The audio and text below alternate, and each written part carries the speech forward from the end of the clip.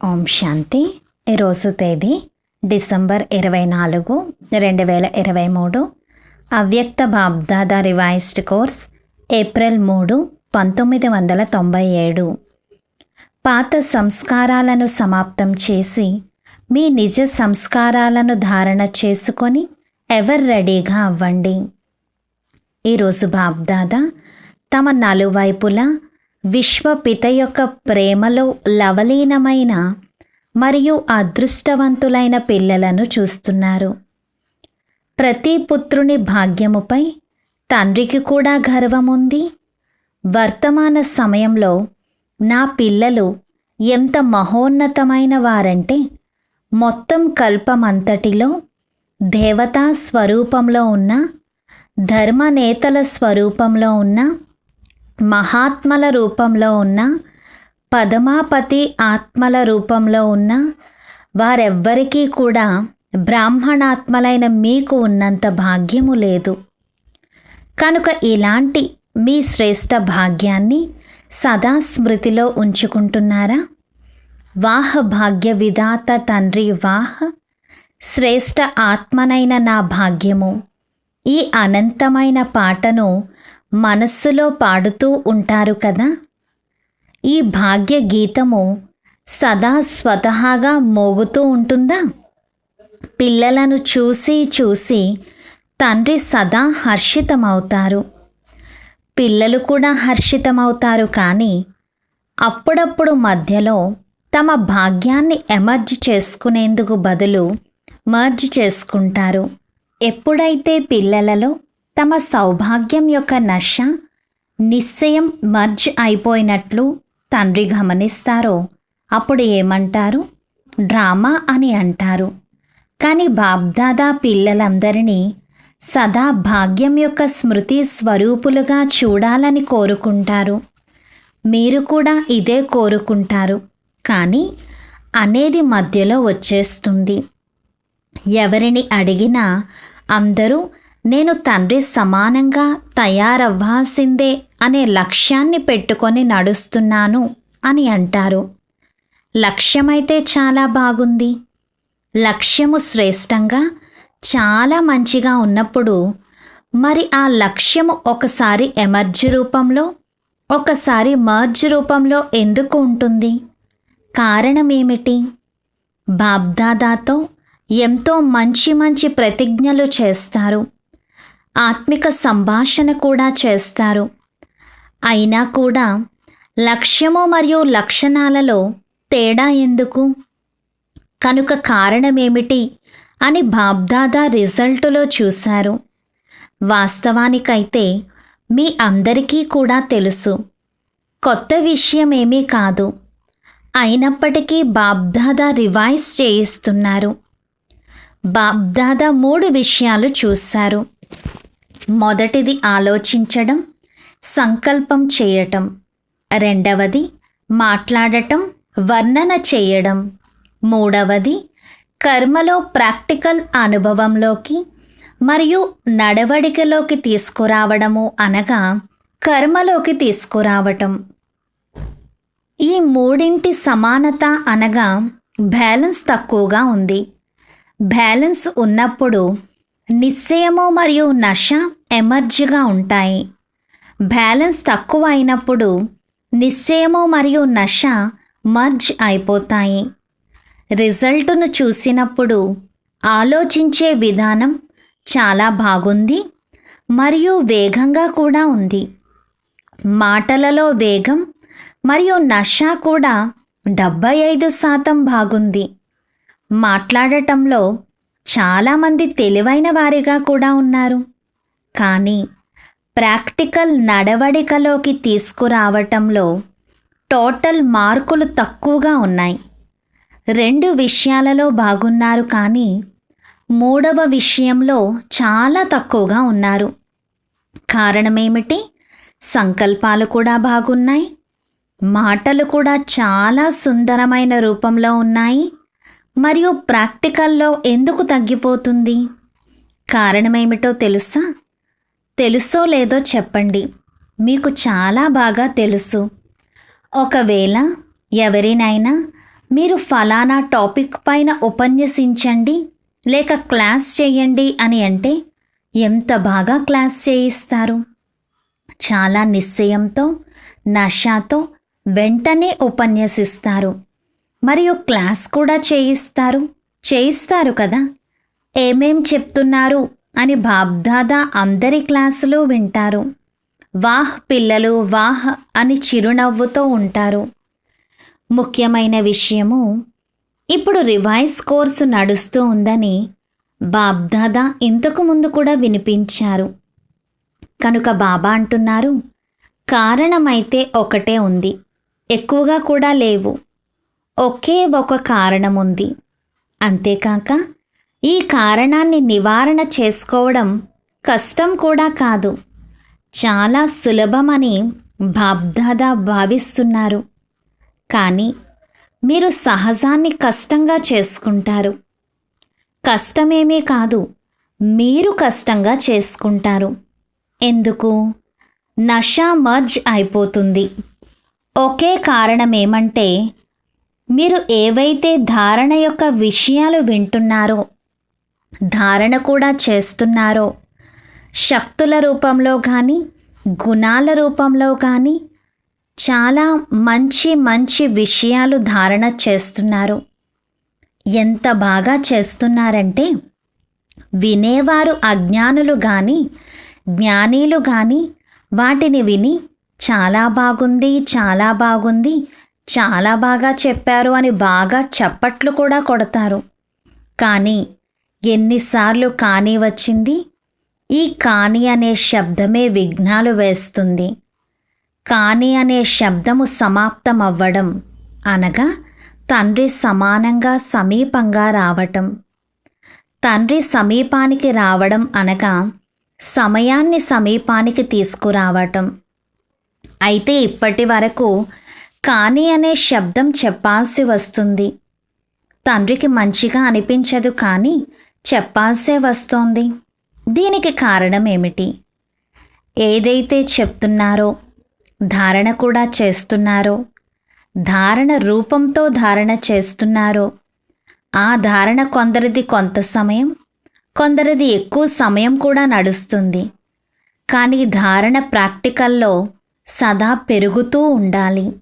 ఉదాహరణకు ద్వాపరం నుండి అంతిమ జన్మ వరకు ఏవైతే అవగుణాలు లేక బలహీనతలు యొక్క ధారణ సంస్కారాల రూపంలో తయారైపోయిందో, అది సంస్కారంగా అయిన కారణంగా శ్రమ చేయాల్సిన అవసరం లేదు.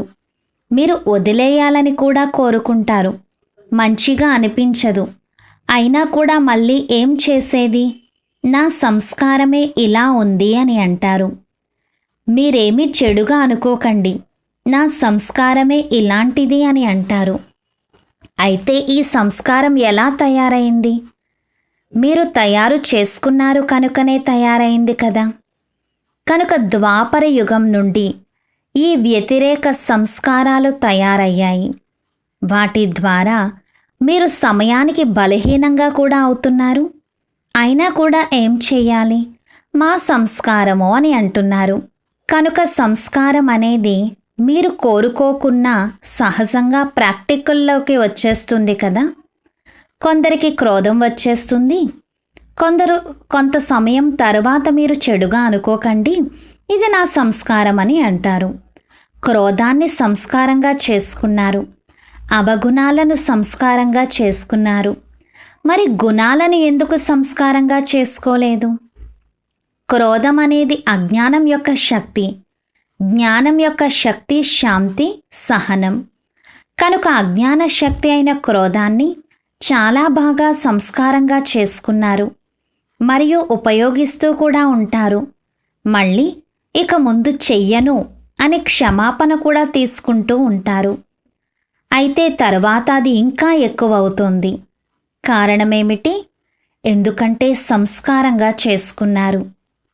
కనుక బాబ్దాదా పిల్లలకు ఒకే విషయాన్ని మాటి మాటికి వినిపిస్తున్నారు. ఇప్పుడు ప్రతి గుణాన్ని, ప్రతి జ్ఞానం యొక్క విషయాన్ని సంస్కార రూపంలో తయారు చేసుకోండి. బ్రాహ్మణాత్మల నిజ సంస్కారమేది? క్రోధమా లేక సహనశక్త? ఏది? సహనశక్తి, శాంతిశక్తియే కదా. మీరు అవగుణాలనైతే సహజంగానే సంస్కారంగా చేసుకున్నారు, కూరి కూరి లోపల నింపుకున్నారు. అవి మీరు కోరుకోకున్నా బయటికి వస్తూ ఉంటాయి. అలాగే ప్రతి గుణాన్ని లోపల కూరి కూరి సంస్కారంగా చేసుకోండి. నా నిజ సంస్కారం ఏది అని సదా గుర్తుంచుకోండి.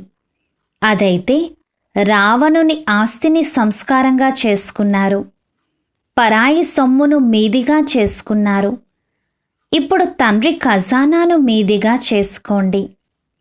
రావణుడి వస్తువును సంభాళించి పెట్టుకున్నారు, తండ్రి వస్తువును మాయం చేసేస్తున్నారు. ఎందుకు? రావణునితో ప్రేమ ఉందా? రావణుడు మంచిగా అనిపిస్తాడా లేక తండ్రి మంచిగా అనిపిస్తారా? చెప్పడమైతే అందరూ తండ్రి మంచిగా అనిపిస్తారని అంటారు. ఇది మనస్సుతోనే అంటున్నారు కదా. కానీ ఎవరైతే మంచిగా అనిపిస్తారో వారి మాటలు నిశ్చయమనే ఇంకుతో హృదయంలో ఇమిడిపోతాయి. ఎవరైనా రావణుని సంస్కారాలకు వశమవుతారు. అయినా కూడా మళ్ళీ బాబా, మీపై నాకు చాలా ప్రేమ ఉంది, మీపై చాలా ప్రేమ ఉంది అని అంటూ ఉంటారు. ఎంత ప్రేమ ఉంది అని తండ్రి అడుగుతారు. అప్పుడు ఆకాశం కంటే ఎక్కువ ఉంది అని అంటారు. బాబా అది విని ఎంత అమాయక పిల్లలు అని ఖుషి కూడా అవుతారు. బాబా కూడా పిల్లలందరితో ప్రతిజ్ఞ చేస్తున్నారు. హృదయం నుండి ఒకవేళ ఒక్కసారైనా నా బాబా అని చెప్పి తరువాత భలే మధ్య మధ్యలో మర్చిపోయినా కేవలం ఒక్కసారైనా హృదయం నుండి నా బాబా అని చెప్పారంటే తండ్రి కూడా మీరు ఎవరో ఎలా ఉన్నారో నా వారే అని అంటారు. మిమ్మల్ని వాపస్ అయితే తీసుకువెళ్లాల్సిందే. అయితే పెళ్లి ఊరేగింపులో ఒక్కరిగా రాకూడదు, ప్రేయసిగా రావాలని తండ్రి కోరుకుంటున్నారు. ఇది విని అందరూ చాలా సంతోషిస్తున్నారు. మీపై మీకు నవ్వు కూడా వస్తోంది. ఇప్పుడు వినే సమయంలో మీపై మీరు నవ్వుకుంటున్నారు కదా. ఇప్పుడు మీపై మీకు నవ్వు వస్తోంది. అయితే ఆవేశంలోకి వచ్చినప్పుడు ఎర్రగా పచ్చగా అయిపోతారు. కానీ పిల్లలలో ఒక విశేషత చాలా బాగుంది అని బాబా రిజల్టులో చూశారు. అది ఏంటి? పవిత్రంగా ఉండటం. దీనికోసం ఎంత సహించాల్సి వచ్చినా, ఎంత వ్యతిరేకత ఎదురైనా ఈ సమయంలో 75% బాగున్నారు. కొంతమంది గొప్పలు చెప్పుకుంటారు. అయినా కూడా ఈ విషయంలో 75% మంది పాస్ అయి చూపించారు. దీని తర్వాత రెండవ సబ్జెక్ట్ ఏది వస్తుంది? క్రోధము. దేహ భావం అనేది మొత్తంగా ఉండనే ఉంది. కానీ క్రోధం అనే సబ్జెక్ట్లో చాలా తక్కువ మంది పాస్ అయినట్లు గమనించాము.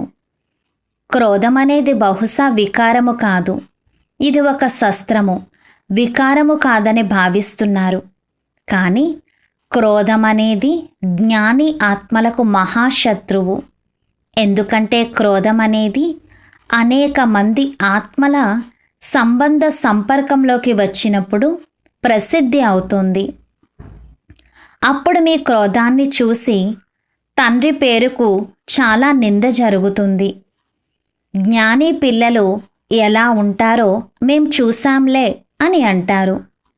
క్రోధానికి చాలా రూపాలున్నాయి. మొదటిది మహాన్ రూపం గురించి మీకు అందరికీ బాగా తెలుసు. వీరు క్రోధంలో ఉన్నారని అందరికీ కనిపిస్తుంది. రెండవది క్రోధము యొక్క సూక్ష్మ రూపం, అనగా లోపల ఈర్ష్య, ద్వేషము, అసహ్యము ఉంటాయి. ఈ స్వరూపంలో గట్టిగా మాట్లాడడం లేక బాహ్య రూపం నుండి ఏమీ కనిపించదు. కానీ ఎలాగైతే బయటకు కనిపించే క్రోధము అగ్ని రూపంగా ఉంటుందో అలా వీరు లోపల స్వయం కూడా కాలుతూ ఉంటారు మరియు ఇతరులను కూడా కాలుస్తారు. ఈ విధంగా ఈర్ష్య, ద్వేషము, అసహ్యము ఎవరిలోనైతే ఉంటాయో వారు ఈ అగ్నిలో లోపలే కాలుతూ ఉంటారు. బాహ్యంగా ఎర్రగా పచ్చగా అవ్వరు. అలా ఎర్రగా పచ్చగా అవ్వడం కూడా మంచిదే, కానీ వీరు నల్లగా ఉంటారు. మూడవది, క్రోధం యొక్క చతురమైన రూపం కూడా ఉంది. అది ఏది? అక్కడక్కడ సీరియస్గా అవ్వాల్సే వస్తుంది అని అంటారు మరియు భావిస్తారు కూడా. అక్కడక్కడ కళ్యాణం కోసం చట్టాన్ని తీసుకోవాల్సిందే అని అంటారు. ఇది కళ్యాణమా కాదా అని మిమ్మల్ని మీరు ప్రశ్నించుకోండి. బాబ్దాదా ఎవ్వరికీ కూడా చట్టాన్ని మీ చేతిలోకి తీసుకోండి అని అనుమతినివ్వలేదు. ఏదైనా మురళిలో భలే చట్టాన్ని తీసుకోండి, క్రోధంలోకి రండి అని చెప్పారా?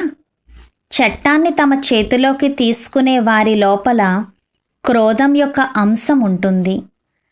నిమిత్త ఆత్మలు ఎవరైతే ఉన్నారో వారు కూడా చట్టాన్ని చేతిలోకి తీసుకోరు, కానీ వారు చట్టాన్ని రివైజ్ చేయించాల్సి వస్తుంది. చట్టాన్ని ఎవ్వరూ తీసుకోరాదు, కానీ నిమిత్తంగా ఉన్నారు కనుక తండ్రి ద్వారా తయారు చేయబడిన చట్టాన్ని రివైజ్ చేయించాల్సి వస్తుంది. నిమిత్తంగా ఉన్నవారికి ఇంత మాత్రం అనుమతి ఉంది, అందరికీ కాదు. ఈరోజు బాబ్దాదా కొద్దిగా అఫీషియల్ శిక్షణ ఇస్తున్నారు. ప్రేమతో స్వీకరించండి. ఎందుకంటే బాబ్దాదా పిల్లలు వ్రాసిన మరియు పిల్లలు చేసిన ప్రతిజ్ఞలు చూసి విని నవ్వుకుంటూ ఉంటారు. ఇప్పుడు ప్రతి గుణాన్ని నిజ సంస్కారంగా తయారు చేసుకోండి అని బాబ్దాదా ఏదైతే వినిపించారో దానిని అండర్లైన్ చేసుకున్నారా? శాంతి స్వరూపంగా ఉండటం, సహనశీలతతో ఉండటం, ఇది నా సంస్కారంగా తయారైపోయింది అని ఇప్పటి నుండే మీరు చెప్పాలి. ఎప్పుడైతే మళ్ళీ బాబ్దాదా మిలనం చేసుకునేందుకు వస్తారో దీనిని ఈ 5-6 నెలలలో మీ నిజ సంస్కారంగా చేసుకొని బాబ్దాదాకు చూపించాలి. అందుకే ఈరోజు రిజల్ట్ వినిపిస్తున్నాం. క్రోధం యొక్క రిపోర్టు చాలా వస్తుంది. చిన్న పెద్ద రకరకాల రూపంలో క్రోధం చేసుకుంటున్నారు. ఇప్పుడైతే బాబ్దాదా ఎక్కువ చెప్పటం లేదు, కానీ కథలైతే చాలా మజాగా ఉంటాయి. కనుక ఈ రోజు నుండి క్రోధాన్ని ఏం చేస్తారు? వీడ్కోలు ఇస్తారా? అందరూ చప్పట్లు కొట్టారు. చూడండి, చప్పట్లు కొట్టడం చాలా సులభం, కానీ క్రోధం యొక్క చప్పట్లు కొట్టరాదు. ఇప్పుడు బాబ్దాదా మాటి మాటికి వినాలని కోరుకోవడం లేదు, అయినా కూడా దయ కలుగుతుంది కనుక వింటున్నారు. బాబా, మేము ప్రతిజ్ఞ అయితే చేశాము, కానీ మళ్ళీ మళ్ళీ వచ్చేసింది, ఏం చెయ్యాలి? మేమైతే కోరుకోము, అయినా వచ్చేస్తుంది అని ఇప్పుడు చెప్పకండి. మీరే మాయకు అర్థం చేయించండి, క్రోధానికి అర్థం చేయించండి అని అంటారు. ఈ పురుషార్థం కూడా తండ్రి చేస్తే పిల్లలు ప్రాలబ్ధం తీసుకుంటారా? మీ శ్రమ కూడా తండ్రి చెయ్యాలా? అయితే ఇలాంటి ప్రతిజ్ఞలు చెయ్యకండి. 5 మాసాల తర్వాత మళ్ళీ రిజల్ట్ చూస్తాము. మీరు చెప్పినా చెప్పకపోయినా తండ్రి వద్దకైతే చేరుకుంటుంది. ఏం చెయ్యాలి? జరిగిపోయింది, పరిస్థితులు అలా వస్తున్నాయి, విషయం చాలా పెద్దదిగా అయిపోయింది కదా, ఇలాంటి రిజల్ట్ ఉండకూడదు. తండ్రికి కూడా అర్థం చేయించే ప్రయత్నం చేస్తారు. చాలా తెలివైన వారు. బాబా, చిన్న పెద్ద విషయాలైతే మేము దాటుకుంటాం, ఈ విషయమే చాలా పెద్దది కదా అని అంటారు. ఇప్పుడు దోషము దేనిపై ఉంచారు? విషయంపై ఉంచారు. అయితే విషయం ఏం చేస్తుంది? వస్తోంది, వెళ్ళిపోతుంది. 5000 సంవత్సరాల తరువాతనే మళ్ళీ ఆ విషయం వస్తోంది. ఏ విషయమైతే 5000 సంవత్సరాల తరువాత వస్తుందో దానిపై దోషాన్ని ఉంచుతారు. ఇలా చెయ్యకండి. ఏం చెయ్యాలి అనే సంకల్పంలోకి కూడా రాకూడదు. బాబ్దాదా విశేషంగా క్రోధం కోసం ఎందుకు చెప్తున్నారు? ఎందుకంటే ఒకవేళ మీరు క్రోధానికి వీడ్కోలునిస్తే ఇందులో లోభము, కోరిక అన్నీ వచ్చేస్తాయి. లోభం అంటే కేవలం ధనము మరియు భోజనం గురించి మాత్రమే ఉండదు, రకరకాలుగా ఉంటుంది. జ్ఞానపరంగా కానీ అజ్ఞానపరంగా కానీ ఏదైనా కోరిక ఉంటే అది కూడా లోభమే. కనుక క్రోధాన్ని సమాప్తం చేస్తే లోభము స్వతహాగానే సమాప్తమైపోతుంది. అహంకారం కూడా స్వతహాగానే సమాప్తమైపోతుంది. నేను గొప్ప, నేను తెలివైన వాడిని, నాకు తెలుసు, మీరు తమ గురించి ఏమనుకుంటున్నారు అనే అభిమానం వచ్చినప్పుడు క్రోధం వస్తుంది. కనుక అభిమానము మరియు లోభం కూడా క్రోధంతో పాటు వీడ్కోలు తీసుకుంటాయి. అందుకే బాబ్దాదా విశేషంగా లోభం కోసం చెప్పకుండా క్రోధాన్ని అండర్లైన్ చేయిస్తున్నారు. మరి సంస్కారాన్ని తయారు చేసుకుంటారా? ఇప్పుడు అందరూ చేతులెత్తండి మరియు అందరి ఫోటో తీయండి. అందరూ చేతులెత్తారు. ఇప్పుడు కొద్దిగానే శుభాకాంక్షలు ఇస్తున్నాం, చాలా కాదు. మళ్ళీ ఎప్పుడైతే రిజల్ట్ చూస్తామో అప్పుడు వతనం యొక్క దేవతలు, స్వర్గం యొక్క దేవతలు కూడా మీపై వాహ వాహ అనే పుష్పాలను కురిపిస్తారు.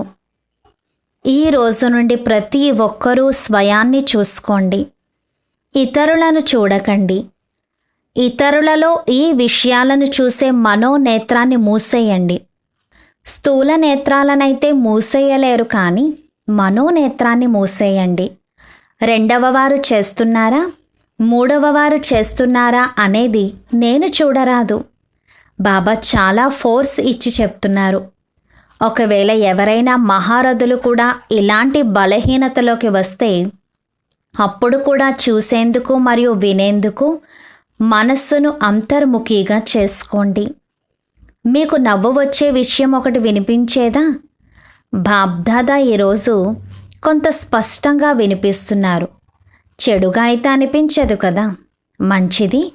మరొక విషయం కూడా స్పష్టం చేస్తున్నాను. బాబ్దాదా చూశారు, చాలామంది సమయానుసారం సదా కాదు, కానీ అప్పుడప్పుడు మహారథుల విశేషతలను తక్కువ చూస్తున్నారు, బలహీనతలను చాలా లోతుగా చూస్తున్నారు మరియు ఫాలో చేస్తున్నారు. పరస్పరం ఒకరికొకరు వర్ణన కూడా చేసుకుంటారు. ఏముంది, అందరినీ చూసేశాం, మహారథులు కూడా చేస్తున్నారు, మనమైతే వెనుక వచ్చాం. మహారథులు మారిపోయినప్పుడు మేము కూడా మారిపోతాము అని అంటున్నారు. కానీ మహారథుల తపస్సు, మహారథుల చాలా కాలపు పురుషార్థము వారికి అదనపు మార్కులు ఇప్పించి పాస్ విత్ ఆనర్గా చేసేస్తాయి. మహారథులు మారితే మేము మారిపోతాము అని మీరు వేచి ఉంటే మోసపోతారు. అందువలన మనస్సును అంతర్ముఖిగా చేసుకోండి. అర్థమైందా? అన్నీ చూసేశాము, అన్నీ చూసేశాము అనే మాటను కూడా బాబ్దాదా చాలా వింటున్నారు. మాకు కూడా కళ్ళు ఉన్నాయి కదా, మాకు కూడా చెవులు ఉన్నాయి కదా, మేము కూడా చాలా వింటాము అని అంటారు. కానీ ఈ విషయంలో మహారథులతో ఈర్ష్య చెందకండి. మంచితో పోటీ పడండి, కానీ చెడుపై ఈర్ష్య పడకండి, లేకుంటే మోసపోతారు. బాబాకు దయ కలుగుతుంది. ఎందుకంటే మహారథుల పునాది అయిన నిశ్చయం తెగిపోనిదిగా అచంచలంగా ఉంది. దీని అదనపు ఆశీర్వాదాలు మహారథులకు లభిస్తాయి. కనుక ఎప్పుడూ కూడా మీ మనోనేత్రాన్ని ఈ విషయాల కోసం తెరవకండి, మూసి ఉంచండి. వినేందుకు బదులు మనస్సును అంతర్ముఖిగా ఉంచుకోండి. అర్థమైందా? నలువైపులా ఉన్న బాబ్దాదా యొక్క లవలీన ఆత్మలందరూ తండ్రి యొక్క సేవాధారి ఆత్మలందరూ సహజ పురుషార్థాన్ని తమదిగా చేసుకునే శ్రేష్ఠ ఆత్మలందరూ సదా తండ్రి సమానంగా అయ్యే లక్ష్యాన్ని మరియు లక్షణాలను సమానంగా చేసుకునేవారు తండ్రి సమీప ఆత్మలందరికీ బాబ్దాదా యొక్క చాలా చాలా ప్రియ స్మృతులు మరియు నమస్తే. బాబా ఈరోజు వరదానంనిస్తున్నారు. అందరికీ అవినాశి జ్ఞానాన్ని ఇచ్చి అకాల మృత్యువు యొక్క భయం నుండి విడిపించే శక్తిశాలి సేవాధారి భవ. వివరణ: ప్రపంచంలో ఈ రోజుల్లో అకాల మృత్యువు యొక్క భయము ఉంది. భయంతోనే తింటున్నారు, నడుస్తున్నారు, నిద్రిస్తున్నారు కూడా. అలాంటి ఆత్మలకు సంతోషకరమైన మాటలు వినిపించి భయం నుండి విడిపించండి. మేము మిమ్ములను 21 జన్మల కోసం అకాల మృత్యువు నుండి రక్షించగలము అని వారికి శుభవార్తను వినిపించండి. ప్రతి ఆత్మకు అవినాశి జ్ఞానమిచ్చి అమరులుగా తయారు చేయండి. తద్వారా వారు జన్మ జన్మలకు అకాల మృత్యువు నుండి రక్షింపబడతారు. ఈ విధంగా మీ సుఖశాంతుల వైబ్రేషన్ల ద్వారా మనుష్యులకు సుఖశాంతుల అనుభూతి చేయించే శక్తిశాలి సేవాదారులుగా అవ్వండి. స్లోగన్: స్మృతి మరియు సేవల బ్యాలెన్స్ ఉంచుకోవడము ద్వారానే సర్వుల ఆశీర్వాదాలు లభిస్తాయి. ఓం శాంతి.